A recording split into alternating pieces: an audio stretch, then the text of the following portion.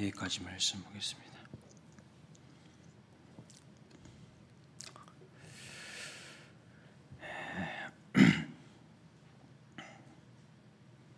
영구가요 체육 기말 시험을 치르고 있었습니다. 마지막 문제가 아주 까다로운 문제였습니다. 그 문제는 육상 경기에서 출발하는 두 가지 방법을 쓰시오 였습니다. 여러분 혹시 아십니까? 육상 경기에서 출발하는 두 가지 방법. 우리는 다 아는 것 같은데 또 물어보면 몰라요. 근데 또 실제로 보면 또 모르는 것도 아니야. 뭔가 알고는 있는데 이게 말로 표현하려고 하면 이게 뭐지? 이렇게 잘 생각이 안 나요. 그죠? 저도 이거 책에서 보다가요. 육상 경기에서 출발하는 두 가지 방법이 뭐지? 딱 생각이 안 나더라고요. 여러분 생각나세요? 하나는 스탠딩, 서서 이렇게 스탠딩 상태에서 출발하는 것이고 또 하나는 블로킹, 쭈그려 가지고요. 앞에 블로킹 같은 게 있어요. 거기 발바닥 대고 이렇게 쭈그려 가지고 출발하는 거거든요. 근데 영구가 이제 한참을 고민하다가 드디어 뭔가 생각이 났어요. 답을 씁니다. 그래서 며칠 후에 이제 시험지를 다 채점한 다음에 선생님이 교실에 와가지고 소리를 질렀어요. 누구야? 요이 땅 준비 땅이라고 쓰는 놈이 요이 땅 준비 땅. 아이고 참. 저는 이 유모집에 있는 이야기인데요. 보면서 참 재밌기도 하지만 영구가 참 순수한 것 같아요.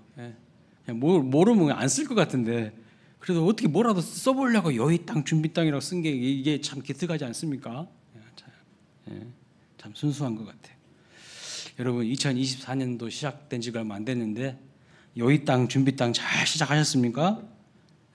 하나님과 함께 시작하시고 마지막도 하나님과 함께 끝까지 동행하시는 그런 인생이 되시기를 축원합니다. 절대로 기도보다 성령보다 앞서지 마시고 하나님 말씀 따라서 한 걸음 한 걸음 나아가시기를 축복합니다. 자, 여러분 지금까지 살아오시면서 후회해 보신 적 많이 있으시죠? 후회.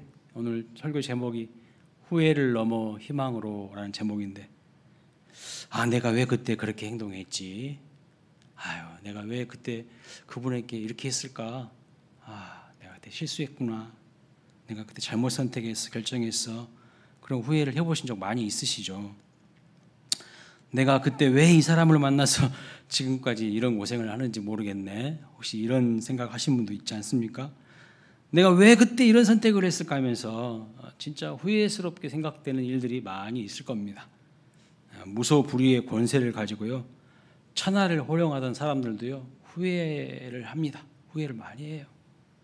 돈을 물쓰듯 부유한 인생을 살아가는 사람도 아쉬움과 후회가 있어요. 사람은 다 연약하고 부족하기 때문에 후회하지 않을 수가 없는 것 같아요. 그런데 제가 여기 성경을 딱 보다가 놀라운 것은 하나님도 후회하셨다는 사실을 보면서 놀랐어요. 하나님도 후회하신다고? 창세기 6장에 보니까 홍수로 세상을 심판하시기 전에 하나님께서 사람 지으셨음을 한탄하시고 마음에 근심하셨다 이렇게 표현하고 있어요. 하나님이 한탄하시고 마음에 근심하셨다. 오늘 본문에서도요. 하나님께서 사울을 왕으로 세우신 것을 후회하셨다 이렇게 말씀하고 있습니다. 하나님께서 왜 사울을 왕으로 세웠는지 그 후회 무엇 때문에 후회하셨는지에 대해서 세 가지로 말씀하십니다. 첫째는요. 탐욕으로 인한 불순종 때문에 사울의 탐욕으로 인한 불순종 때문에 하나님께서 사울 세우신 것을 후회하셨다 이렇게 이야기합니다. 15장 11절 상반절 읽어보겠습니다.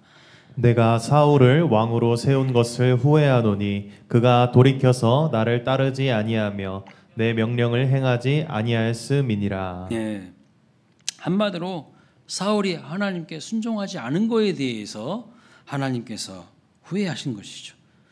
하나님은 사울 왕에게 어떤 명령을 내리셨어요. 15장에 보시면 우리 1절부터 우리가 차례로 읽지는 않았지만 위의 내용을 살펴보면 하나님께서 아말렉 족속을 진멸하라고 명령을 내리시지 않습니까? 15장 3절 말씀을 한번 같이 볼까요? 시작. 지금 가서 아말렉을 쳐서 그들의 모든 소유를 남기지 말고 진멸하되 남녀와 소아와 젖 먹는 아이와 우양과 낙타와 나귀를 죽이라 하셨나이다. 네, 그렇습니다. 하나님은 지금 우상을 숭배하는 아말렉 사람들을 진멸해라. 아주 구체적으로 말씀하셨어요. 아주 구체적으로 하나님께서 우상을 섬기는 데 도구로 쓰인 그 짐승들까지도 다 진멸하라 이렇게 말씀을 하셨습니다. 그런데 사울이 여러분 어떻게 반응한지 보세요. 15장 8절 9절입니다. 시작.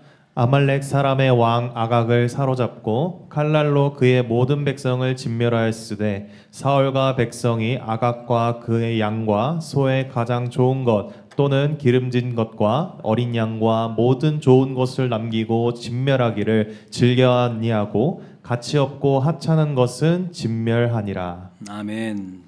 백성은 진멸하되 왕인 아각은 죽이지 않고 살려뒀어요. 포로로 사로잡았어요. 가치 없고 하찮은 짐승들은 다 죽이고 쓸만한 것들은 다 살려놨어요. 좋은 곳은 남겨놨어요. 하나님 말씀대로 안 하는 거죠. 자기 생각대로 한 거예요. 자기 생각대로. 그러니까 한마디로 말하면 사울 왕은 하나님의 말씀을 무시한 거예요. 우습게 여기는 거예요. 그리고 자기 생각이 더 중요한 거예요. 그래서 이것은 온전한 순종이 아니죠. 온전한 순종이 아니에요. 사울 왕의 순종을 여러분 퍼센트로 따지면 좀 몇 퍼센트의 순종인 것 같아 보이십니까? 이건 정말 아마 90% 이상의 순종인 것 같아 보여요. 그런데 하나님은 이 순종을 순종으로 여겨주지 않으시는 거예요. 하나님은요 그 부분적인 순종을 순종으로 여기지 않습니다. 여기 컵이 물이 이렇게 담겨져 있어요. 감사합니다. 우리 권사님들이 수요일마다 수고해 주셔서 감사한데 여러분 여기에 미세한 더러운 물질 하나 딱 들어가면 이거 마실 수 있나요? 이거 못 마셔요. 이거. 마찬가지예요. 온전한 순종이 아닌 것은요 다 불순종인 거예요. 그 부분적인 순종을 오늘 본문 23절 말씀 보시면 뭐라고 말하고 있는지 봐보세요. 여러분 가진 성경으로 23절 찾아보세요. 자막 안 나올 겁니다. 거역하는 것이라고 말씀하고 있어요. 거역하는 것이라고. 네 생각대로 하는 것은 그것은 하나님을 거역하는 것이라고 분명히 말씀하고 있습니다. 그렇다면 왜 사울 왕이 불순종하였을까요? 그것은 욕심 때문입니다. 욕심. 아말렉의 모든 백성을 진멸하면서도 아각 왕을 여러분 산채로 지금 잡아둔 이유가 뭘까요? 그렇게 하는 것이 사울 왕의 왕권, 이 사울 왕의 왕권이 강력해질 것이라는 인간적인 계산과 욕심 때문에 하나님의 말씀을 불순종한 거예요. 자기 나름대로 다 계산해봤다는 거야. 죽이는 것이 좋을 것인지 살려두는 것이 좋을 것인지. 살려둘 때에 백성들은 다 죽이더라도 이 아각 왕은 살려두는 것이 사울 왕 자신의 왕권을 위해서는 훨씬 좋겠구나. 계속 이 패배한 아말렉 왕을 과시적으로 이게 보여주면, 전시용으로 보여주면 사울의 왕권이 더 견고해질 것이라고 계산했다는 것입니다. 그래서 살려준 거예요. 하나님 말씀대로 하지 않은 것이죠. 잘못된 생각이 뭡니까? 왕권은 하나님께 순종할 때 하나님께서 책임져 주시는 것이지 자기가 막 머리 굴려가지고 계산해가지고 살려두면 하나님의 말씀 어긋나게 살려두면 그 왕권이 강화되는 게 아니에요. 왕권은 하나님께 순종할 때 하나님이 주시는 것이는데 사울은 욕심 때문에 마음의 중심을 잡지 못하고 마음이 무너진 거예요. 마음이 무너진 거예요. 그래서 가치 없고 하찮은 짐승들은 다 죽이고요. 기름지고 좋은 짐승들은 다 살려둡니다. 또 그 이유가 뭘까요? 그것도 자기 욕심 때문이에요. 자기 욕심 때문에. 탐욕 때문입니다. 전쟁에서 승리하고 나고 보니까 이제 견물생심이라고요. 좋은 것들이 다 눈에 들어오는 거예요. 견물생심이라고 욕심이 생겼습니다. 여러분, 왜 우리가 하나님의 말씀에 온전히 순종하지 못할까요? 정직하게 생각하면 우리 안에 있는 욕심 때문입니다. 성경은 이렇게 말씀합니다. 욕심이 잉태한 즉 죄를 낳고 죄가 장성한 즉 사망을 낳느니라. 그러니까 모든 죄의 근원이 바로 이 욕심으로부터 시작된다는 겁니다. 여러분, 왜 시기하고 질투할까요? 욕심 때문이죠. 내가 남보다 더 크고 높아지고 싶은 욕심 때문 아닙니까? 그래서 시기하고 질투하는 거 아니에요? 왜 우상을 숭배합니까? 왜 막 부적을 붙이고 다닙니까? 왜 점쟁이를 찾아갑니까? 그 밑바닥에 뭐가 있어요? 물질에 대한 탐욕이 깊이 자리 잡고 있는 건 아닙니까? 그래서 성경 골로새서 3장 5절은 이렇게 말합니다. 탐심은 우상숭배니라. 탐심은 우상숭배니라.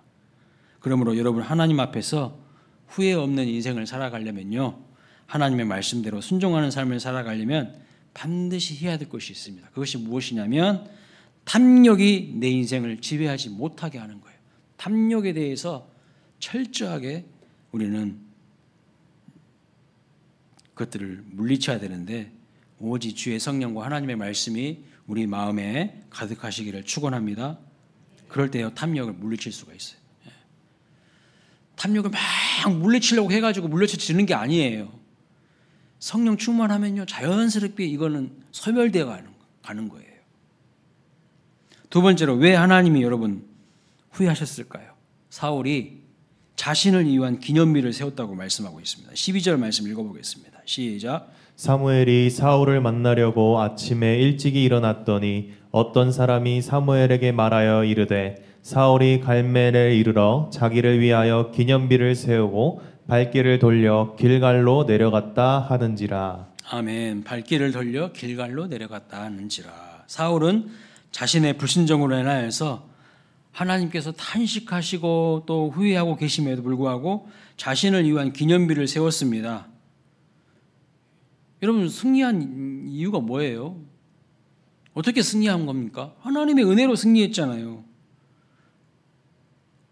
그런데 하나님께 영광 돌릴 생각은 전혀 없어요. 그건 잊어버리고 자신의 노력과 능력으로 승리한 것이냐, 자기를 위한 기념비를 세웠다는 거예요. 자기를 위한 기념비를. 성경에 보면 기념비 세웠다는 이야기가 많이 나옵니다. 모세도요, 아말렉과의 전투에서 승리하고 난 다음에 기념비를 세웠어요. 야곱도 돌다는 쌓은 적이 있죠. 출애굽기 17장 15절 말씀 볼까요?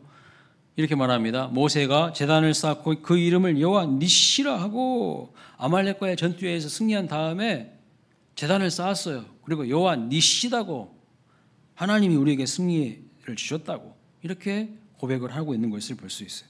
그러나 야곱도 모세도 자신을 위하여 기념비를 세우지 않았습니다. 하나님의 영광을 드러내는 거예요. 그 기념비를 통해서. 그런데 사울왕은요, 자신의 힘과 자신의 능력으로 마치 전쟁에서 이긴 것처럼 자신을 위하여서 기념비를 세웠다는 것이죠. 하나님은 이 전쟁의 승리가 인간으로 말미암지 않고 하나님께서 은혜를 부어주셔서 승리했다는 것을 분명히 알도록 전리품을 취하지 말라고 분명히 말씀하셨습니다. 그런데 사울은요, 자기 자신을 위하여서 기념비를 세운 거예요. 하나님이 받으셔야 될 영광을 자기가 다 가로채가는 사람들이 있어요. 그래서 성경을 보거나 역사를 보게 되면 자신을 위한 기념비 세운 사람들은 모두 저주를 받았습니다. 공통점이에요. 하나님보다 더 높아지기 위해서 바벨탑 쌓았던 이스라엘 백성들 어떻게 됐습니까? 다 하나님 흩으셨어요. 언어까지도 다 혼잡하게 만들으셨어요. 그리고 저주하신 것을 볼 수 있습니다.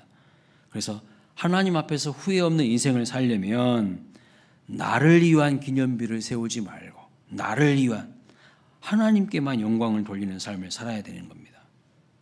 우리 예수님 보시기 바랍니다. 우리 예수님은 자신의 기념비를 쌓기보다는요, 하나님의 영광을 위하여서 오히려 십자가를 지잖아요. 십자가를. 근데 십자가는 지지도 않으면서 영광만 얻겠다고 자기 영광만 취하려고 하는 사람들이 오늘날 얼마나 많은지 몰라요. 사탄 마귀가 예수님께 와서요, 내게 엎드리면, 나한테 한번 엎드려 절하면 천하 만국 영광을 주겠다고 유혹해 하지 않았습니까? 그러나 예수님은요, 뭐라고 말하셨죠? 주 너의 하나님께만 경배하라고 말씀하시면서 사탄의 유혹을 말씀으로 물리치신 것을 볼 수 있습니다. 항상 하나님께 진실된 감사와 찬양을 올려드릴 수 있는 저와 여러분이 되시기를 축원합니다. 이솝 우화에 보면 이런 이야기가 있잖아요. 마차 뒤에 있는 파리가 마치 자기 힘으로 이 마차가 힘차게 나아가고 있다고 착각하는 장면이 나옵니다. 마차 뒤에 파리가 탁 붙어 있어요. 앉아 있어요. 그러면서 혼자 생각하는 거예요. 아이고 잘 가네. 나 때문에 이 마차가 지금 잘 달리고 있네. 이렇게 생각하는 거예요. 마차가 앞으로 나아가는 장면을 보는데요. 막 흙먼지를 일으키면서 막 달려가는 것을 보면서 파리가 어떻게 생각합니까? 자기가 그렇게 위대하고 힘이 많아서 그렇게 된 것이냐 착각한다는 거예요. 착각한다는 거예요. 그런 어리석은 사람 되어서는 안 돼요. 지금 사울이 그랬다는 거예요. 사울이 하나님이 은혜 주셔가지고 승리하게 하신 건데 하나님께 감사하고 하나님께 영광을 올려드리고 하나님을 높이는 것은 하나도 없어요. 내가 수고했지, 내가 열심히 살아서 한 것이지. 이런 사람들 공통점이 뭔지 아세요? 헌금을 못해요. 벌벌 떨어요. 11조도 못해. 다 지 거라고 생각해요. 자기가 열심히 살아서, 자기가 열심히 노력해서 다 내가 한 것이지 뭔 놈의 하나님이 해주신 거예요. 그러니까요, 물질에 대해서도 정직하지 못해요. 자기의 그냥 기념비 쌓기 바빠요. 자기의 기념비, 자기 집 넓히기 바쁘고, 자기 좋은 차 타기 바쁘고, 자기 그냥 쾌락과 유익을 위해서 살기 바쁘죠. 뭔 하나님을 위해서 뭘 합니까? 아무것도 안 해요. 하나님이 마음에 없는 거예요. 그러니까 하나님 후회하신 거예요. 후회하신 거예요. 이런 거예요. 마치 부모가요, 자식 고생해서 뒷바라지 해줬어요. 대학도 다 보내주고 대학원도 보내주고 결혼할 때도 집 장만 안 하고 또 엄청난 돈도 줬어요. 근데 부모의 은혜는 눈코만큼도 생각하지 않은 거예요. 그러면서 하는 말이, 아이고 우리 엄마 아빠는 무식해 가고 나하고 대학원 안 돼. 우리 엄마 아빠는 시골에서 농사 짓다가 초등학교도 안 나와가지고 무식해서 말도 안 통한다고. 이런 호로 자식들이 많다는 거예요. 그게 후회되는 거예요. 후회되는 거. 아이고 내가 저렇게 키워놨더니 하나님이 후회하신다는 거예요. 사울왕을. 지 잘나서 그렇게 된 줄 안다는 것입니다. 세 번째로 왜 하나님이 후회하셨습니까? 거짓말과 자기 변명 때문에 후회한 거예요. 사울왕은요, 사무엘이 왔을 때 이렇게 이야기했습니다. 사무엘상 15장 13절, 내가 여호와의 명령을 행하였나이다. 참 양심도 없어요. 얼굴도 정말 철면피야, 철면피. 어떻게 이렇게 말할 수 있을까? 내가 여호와의 명령을 행하였나이다. 거짓말한 거죠. 거짓말. 이게 여호와의 명령을 행한 겁니까? 이게 무시한 거지. 사무엘이 말합니다. 그렇다면 지금 귀에 들려오는 양 소리와 소의 소리는 어찌 됨입니까? 다 진멸하라고 했는데 이게 뭔 소리입니까? 이게 지금 물어보는 거예요. 그래서 사울 왕이 또 변명하고 또 자기 합리화하죠. 15장 15절 말씀 보세요. 읽어보겠습니다. 시작. 그것은 무리가 아말렉 사람에게 끌어온 것인데 백성이 당신의 하나님 여호와께 제사하려 하여 양들과 소들 중에서 가장 좋은 것을 남기며 그 외의 것은 우리가 진멸하였나이다 하는지라. 네, 사울 왕은요 자신이 죄를 지었음에도 불구하고 그것은 내가 한 것이 아니라고, 내가 한 건 아니라고. 지금 누가 한 거라고 말하고 있어요? 백성이 한 거라고. 여러분, 백성이 왜 했겠어요? 자기가 명령했으니까 한 거 아니겠어요? 책임 전가하고 있어요. 이스라엘 백성들이 아말렉 사람들에게서 끌어온 것입니다. 이렇게 이야기를 하고 있는 겁니다. 그리고 그 좋은 가축들을 죽이지 않고 끌어온 이유가 뭡니까? 하나님께 제사 드리려고 한다고. 갖다 붙이기는 엄청 갖다 잘 붙여요 또. 그러니까 사울 왕은요 위기에서 벗어나기 위해서 거짓말을 하고 또 그 거짓을 합리화하기 위해서 자기 변명을 하고 죄에 대한 책임을 백성들에게 전가시키고 있는 것이 보일 수가 있습니다. 이런 사울 왕의 거짓말과 자기 변명, 합리화 때문에 하나님께서 사울 왕을 세우신 것을 후회하시는 것이라고 말씀하고 있어요. 사울 왕의 이러한 거짓 때문에 인해서 그 유명한 말씀이 나오죠. 여러분도 다 아시는 그 말씀이 나오죠. 22절 말씀에 순종이 제사보다 낫다. 그 대목에서 이 대목에서 나오는 거예요. 이 말씀이 22절에 순종이 제사보다 낫다. 결국 사울 왕은 이러면 어떻게 되었습니까? 아들과 함께 죽고 그 집안은 몰락하게 됩니다. 오늘 우리는 어떻습니까? 사울처럼 하나님 앞에서 거짓말을 하면서 자신에 대해서 변명하고 합리화하지는 않습니까? 여러분 우리는 죄 짓고 나면요 죄 지은 사람은 난데 그 죄에 대해서 합리화하고 변명하고 다른 사람한테 책임을 전가하려고 합니다. 생 사람을 잡으려고 하지는 않습니까? 정말 누가 잘못한 것인데 생 사람을 잡으려고 할 때가 많아요. 우리는 지금까지 왜 하나님께서 사울을 왕으로 세우시는 것을 후회하셨는지에 대해서 세 가지로 살펴보았습니다. 그 세 가지는요 탐욕으로 인한 불순종 때문이었죠. 또 자기 하나님께 영광 돌리지 않고 자기의 기념비를 세우려고 한 것이었기 때문이었습니다. 또한 세 번째는 뭡니까? 회개할 수 있는 기회가 있었음에도 불구하고 회개하지 않고 끝까지 거짓말하고 핑계대고 합리화하고 책임 전가했던 거예요. 이것이 바로 하나님께서 후회하신 이유입니다. 우리도 그런 죄를 똑같이 짓고 살아갈 때가 얼마나 많은지 몰라요. 그래서 반드시 우리는요 회개해야 됩니다. 회개하지 않으면 어떻게 될까요? 야고보서 1장 15절에 이렇게 말합니다. 욕심이 잉태한즉 죄를 낳고 죄가 장성한즉 뭘 낳는다고요? 사망을 낳는데요. 죽는다는 거예요. 죽는다는 겁니다. 죄는요 가만히 내버려 두면 그냥 알아서 없어지는 게 아니라 반드시 장성해져요. 성장합니다. 여러분 우리가 어떤 죄를 짓든지 간에 그 죄는요 스스로 소멸되거나 그냥 자동적으로 자연스럽게 없어지지 않습니다. 반드시 자라게 되어 있어요. 그래서요 때가 되면 열매를 맺어요. 그 열매가 뭐냐면 죽음이라는 거예요. 여러분을요 사망으로 죽음으로 여러분들을 끌고 가버리는 거예요. 그러므로 여러분 우리가 의도하지 않았다 할지라도 실수로 죄를 지었다 할지라도 연약함 때문에 죄를 지었더라도 그 죄를요 반드시 회개해야 됩니다. 그 죄를 반드시 덜어내야 됩니다. 그렇지 않으면 치명적인 결과를 가져오게 되는 겁니다. 두 번째는요 이 죄는 하나님께로 가까이 나아가지 못하게 만들어요. 이 죄는 절대 하나님께로 가까이 나아가지 못하게 만들고요. 이 죄가 있으면요 두려워져요. 아담과 하하가 에덴 동산에서 선악과 딱 따먹었잖아요. 그 다음에 찾아온 첫 번째 감정이 뭐예요? 두려움과 수치심이에요. 그래서 숨어버리잖아요. 하나님께 그전에는 언제든지 가까이 나아갈 수 있었거든. 하나님과 친밀한 사귐과 교제가 있었던 곳이 에덴 동산 아닙니까? 그런데 죄를 탁 지은 다음부터는요 하나님께 가까이 나아가는 것이 꺼려지는 거야. 도둑이 제발 저른다고요. 꺼려지는 거예요.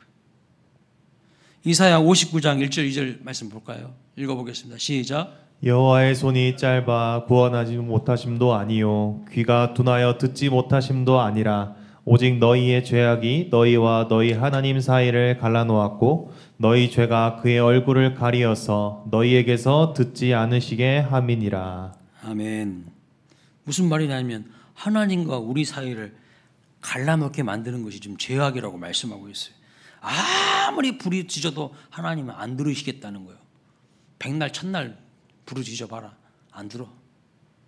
그러므로 우리의 죄악을 청산하지 않으면 절대로 결코 하나님의 은혜와 복을 받을 수가 없습니다. 하나님과 친밀한 사귐이 이루어질 수 없는 겁니다. 새로운 희망을 기대할 수가 없어요. 그래서 여러분 고집 부리지 마시고 하나님 앞에 낱낱이 부르짖어 기도하셔야 돼요. 회개의 기도로 나아가셔야 됩니다. 반드시 하나님과의 나 사이에 가로막혀져 있는 것이 없도록 하셔야 된다는 겁니다. 자, 우리의 지난 삶을 후회하는 데서 끝나는 것이 아니라 죄를 회개해야 된다고 말씀드리는 겁니다. 많은 사람들은요, 세상 사람들은 후회하는 데서 끝내요. 그냥 후회하고 반성하는 데서 끝내. 근데 그걸로는 안 된다는 거예요. 철저한 회개가 있어야 된다는 거예요. 그리고 희망찬 이제 내일을 맞이하기 위해서는요, 두 가지를 준비하라고 하나님 말씀하십니다. 이사야 40장 말씀 보니까 우리가 두 가지를 준비해야 된다. 자, 그 두 가지 어떤 말씀인지 보겠습니다. 이사야 40장 4절입니다. 시작. 골짜기마다 도두어지며 산마다 언덕마다 낮아지며 고르지 아니한 곳이 평탄하게 되며 험한 곳이 평지가 될 것이요. 자, 이사야 선지자가 활동하던 당시에는 이 길이 매우 좋지 않았어요. 그래서 왕이 어딘가를 행차하려고 하면요, 미리 선발대가 가서 왕이 오실 그 길들을 잘 보수하고 관찰하고요, 준비해야 했습니다. 그래서 움푹 이렇게 파인 골짜기 같은 곳은 다 메우고, 또 험하게 이렇게 튀어나온 산길이나 언덕 같은 것은요, 다시 다 낮추고 고르게 평평하게 하는 작업을 했습니다. 저도 이제 군대 생활할 때 저 강원도 고성에서요, 저 북한 넘어가는 쪽으로 그 산 보급로를 겨울에 그냥 그 작업하는데 죽는 줄 알았어요. 그냥 그 정경래 집사님 웃고 계시네. 왜 웃으는지 아세요? 저랑 같은 데 나오셨거든. 네. 그 움푹 파인 골짜기 같은 곳은요, 매우 이게 메우고 또 험한 산길이나 언덕을 고르게 해야 됩니다. 이 말씀의 의미가 뭘까요? 지금 뭐라는 것일까요, 이게? 희망찬 내일을 정말로 기대하느냐, 희망찬 내일을 정말 맞이하기를 원하느냐, 먼저 우리의 마음을 잘 고르게 준비하라는 거예요. 우리의 마음 상태가요, 푹 골짜기처럼 들어가 있거나 불쑥 이렇게 튀어나와 있거나 이러면 안 된다는 거예요. 그러면 우리 주님이 오실 때에 그것이 다 걸림돌이라는 거예요. 거치는 것이 된다는 거예요.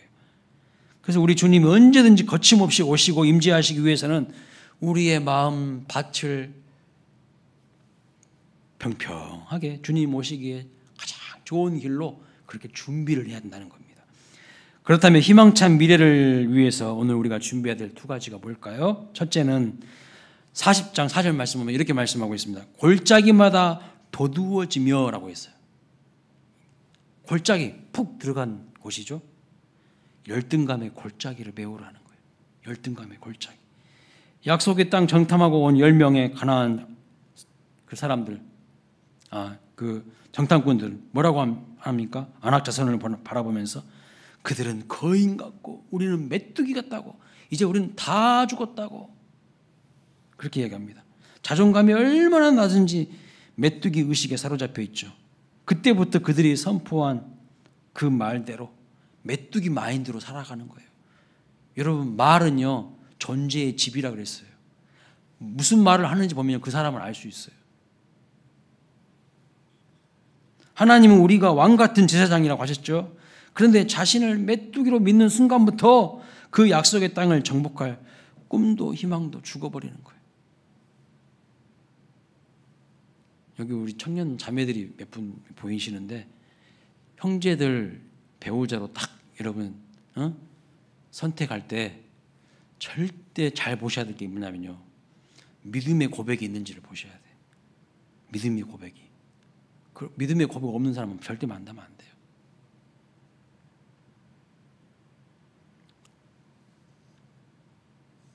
메뚜기 의식에 사로잡혀 있는지, 열등감에 빠져 있는 사람인지 잘 점검하셔야 돼요. 열등감에 절대 빠져 있으면 안 돼요.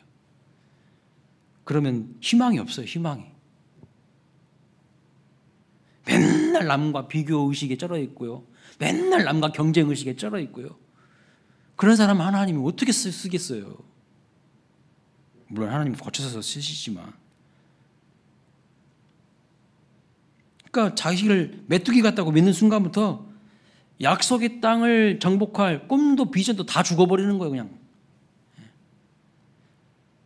하나님의 약속도 다 사장시켜버리는 거예요. 그 사람이 그냥. 교회에도 보면 그래요.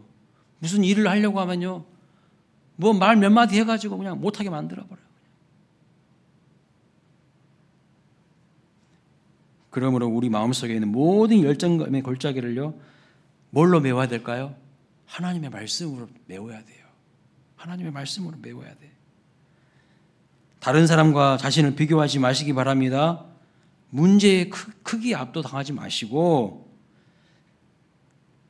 하나님을 바라보셔야 돼요. 우리 하나님께서는요, 작은 다윗일지라도 거인과 같은 골리앗을요 무너뜨리시는 분이십니다. 그 하나님이 나의 하나님이시오, 나와 함께 하신다는 것을 믿는 그 믿음으로 희망을 가지고 노래하시기를 주님의 이름으로 축원합니다. 그래서 우리가 반드시 희망찬 미래를 맞이하려면요, 내일이 있는 삶을 기대한다면요, 반드시 골짜기를 메워야 돼. 열등감의 골짜기를 극복하라는 거예요. 두 번째 뭘까요? 산마다 언덕마다 낮아지며 그랬어요. 이 말은 무슨 말이냐면 교만의 언덕을 깎으라는 거예요. 교만한 내 마음을요 좀 깎아내리라는 거예요. 교만한 사람은요 자기가 하나님이에요. 자기가 하나님. 이런 사람은 말씀을요 항상 건성으로 듣습니다. 왜 그런지 아세요? 자기 생각이 더 중요한 거예요. 자기 기분이 더 중요한 거예요. 그래서 말씀을 진리가 아니라 참고사항으로 받아들여요. 참고사항. 예수님을 믿는다고 하지만 전적으로 의지하지 않습니다. 이 교만을 깨트리기 위해서 얼마나 많은 시련과 고난을 겪는지 몰라요.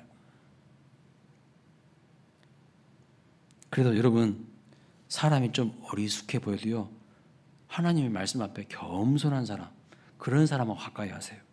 되게 잔재주가 많고 장깨가 많은데 자기 생각대로 하려고 하는 사람은 절대 여러분 가까이 두시면 안 돼.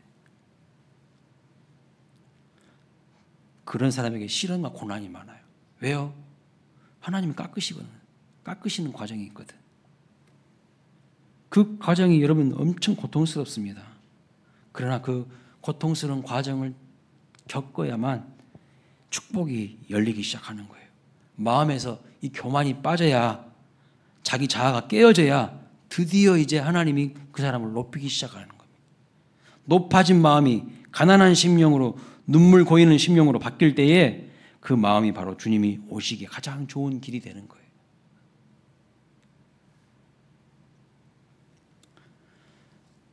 계속해서 이사야 40장 4절 말씀, 이어지는 말씀은 정리해서 다시 한번 반복해서 말씀합니다. 고르지 아니한 곳이 평탄하게 되며 험한 곳이 평지가 될 것이라고 이렇게 말씀합니다. 우리의 마음을요 말씀으로 잘 다져야 된다는 거예요.